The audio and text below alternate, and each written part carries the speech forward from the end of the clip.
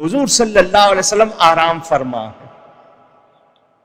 ایک درخت ہلنا شروع ہوا، دائیں ہلا، بائیں ہلا، آگے ہلا، پیچھے، جیسے جڑ کو نکال رہا ہے. اس نے اپنی جڑوں کو نکالا، آگے آیا اور نبی پاک پر جھک گیا. نبی پاک پر حضور آرام فرما رہے ہیں، اس نے جھک کے اپنے آپ کو حضور سے مس کیا، واپس ہوا، اسی طرح جا کر پھر زمین میں لگ گیا. ایسا لگا کہ پتہ نہیں چلا نکلا بھی تھا.